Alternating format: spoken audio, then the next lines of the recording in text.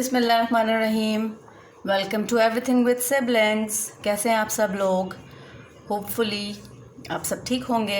आज मैं बहुत सारे लोगों की फरमाइश पे एक ज़बरदस्त सा रशियन सैलड लेकर आई हूँ, जो स्पेशली मेरी कुलीग्स की और मेरी भाभी की फरमाइश थी कि वो सिखाया जाए।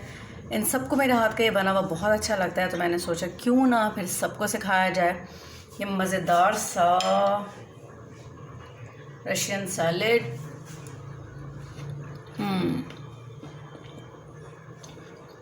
जनाब तो पीछे रह नहीं सकती, जनाब भी ट्राई कर ले। बहुत मज़े का लगता है, विंटर में भी बहुत सी लगता है अच्छा, और ठंडा ठंडा खाने में बहुत अच्छा लगता है। इसमें मैं आपको सिखाऊंगी जो मेन चीज़ वो ये है कि किस तरह से इन सारी चीज़ों की एक्यूरेट मेजरमेंट की जाए और उसको बनाया जाए। होपफुली आपको अच्छा लगेगा। मेरे चैनल को ज़रूर सब्सक्राइब कीजिएगा और मेरी वीडियो को लाइक कीजिएगा और शेयर कीजिएगा। चले चलते हैं, मैं आपको सिखाती हूँ कि हम ये सैलड कैसे बनाएंगे। बिस्मिल्लाहिर्रहमानिर्रहीम। Welcome to everything with siblings.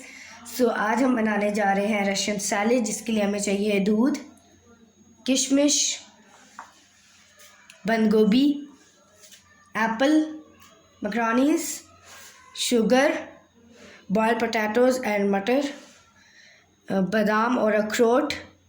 ये हमारे पास टिन था फ्रूट कॉकटेल का, उसके फ्रूट्स, और ये सिरप और ये ब्लैक पेपर। सो गाइस, यहाँ पर हमने 3 स्पून लिए हैं फॉर एक्यूरेट मेजरमेंट के लिए। तो हमने ये मिल्क पैक की क्रीम ली है और ये मायोनीज़ ली है।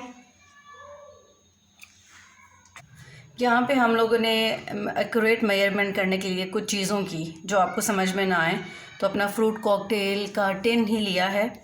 सबसे पहले तो ज़ाहिर बात है टिन में जो फ्रूट था वो हम उसमें ऐड कर लेते हैं, वो हमारा शामिल हो गया। उसके बाद हम लोग अपनी डालते हैं ये मटर और आलू। ये मैंने बग़ैर सॉल्ट डाले, कोई नमक नहीं डाला, नमक डाले बग़ैर मैंने ये बॉईल किए हैं। इसको मैं टिन के अंदर फिल करती हूँ, मैं आपको बताती हूँ कि कितना बन गया। ये हमने टिन फिल कर लिया मटर और आलू से, और इसको अब हम पुट करेंगे।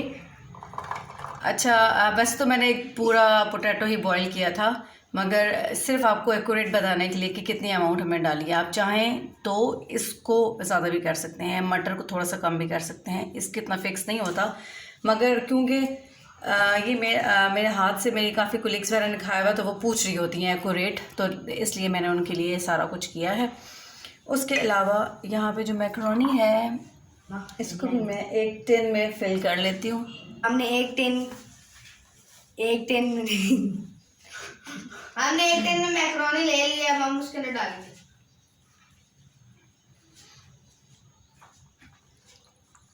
एप्पल हमने एक ही काटा था, वो हम सारा ही डाल देते हैं यहाँ पे। और इसके अलावा बंद गोभी है 1 और 2 टेबलस्पून भर के डाल दिए।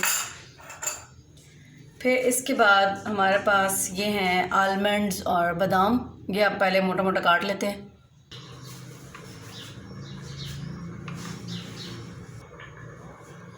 ये हाफ़ टिन मैंने बादाम और अखरोट मोटे मोटे काट लिए हैं, वो लिए हैं। वैसे तो ये आप जितना डालें उतना मज़े का है। और मेवा,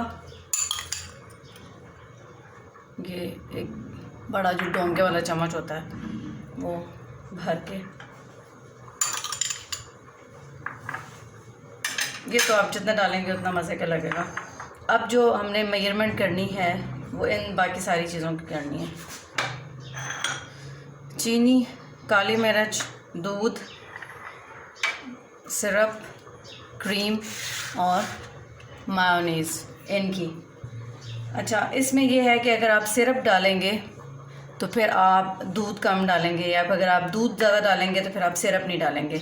और सिरप अगर आप ज़्यादा डालेंगे क्योंकि मीठा होता है, तो फिर आप चीनी उस लिहाज से थोड़ी सी कम करेंगे। इनकी आपको, वरना इनकी एक ही रेशो है कि जितनी चीनी उतनी क्रीम उतनी मायोनीज़।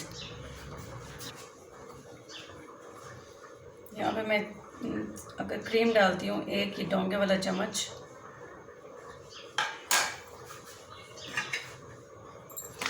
तो मायोनीज़ कभी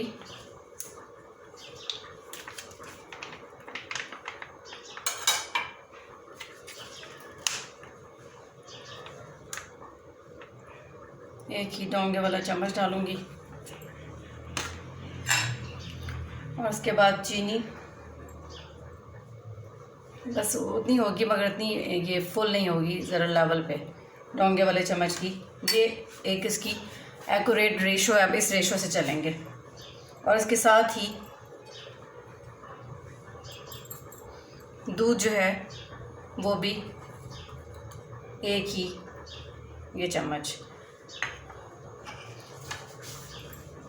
इसी रेशो से आप ये सारी चीज़ें मिक्स करेंगे और ये सारी चीज़ें बनाएंगे। मगर अगर हम यहाँ पे थोड़ा सा भी सिरप डालते हैं ज़्यादा, तो हम चीनी को वहाँ से कम कर देंगे और फिर दूध को भी हम लोग कम कर देंगे। यहाँ पे मैं 2 चम्मच सिरप के डाल रही हूँ, तो फिर मैं बाकी चीज़ें उनकी भी ऐड करूँगी और चीनी को मैं इस टाइम अवॉइड कर दूँगी, ओमिट कर दूँगी।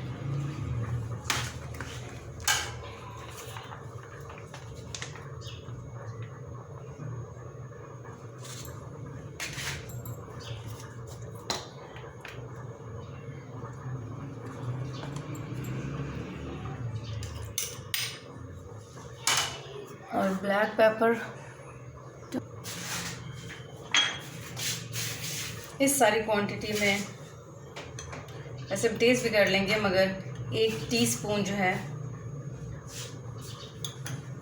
लेवल, बिल्कुल लेवल हुई हुई ब्लैक पेपर की, वो बहुत है। फिर हम टेस्ट करके इसको मज़ीद भी ऐड कर सकते हैं। बहुत ज़्यादा स्पाइसी टच नहीं आना चाहिए, बस हल्का सा फ्लेवर होना चाहिए काली मिर्च का।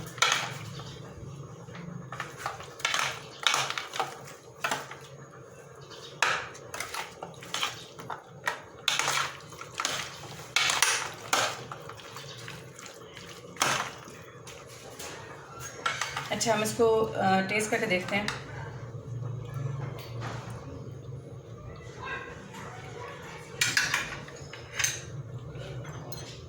तो इसी ब्लैक पेपर की और ज़रूरत है, 1/2 टीस्पून जितनी मैंने बस बल्कि उससे भी कम थोड़ी सी रोक ली है, इतनी ब्लैक पेपर और डाली है। बस आपकी मेन जो चीज़ आपने याद रखनी है वो ये है कि मायोनीज़ और क्रीम एक जितनी ली जाती है।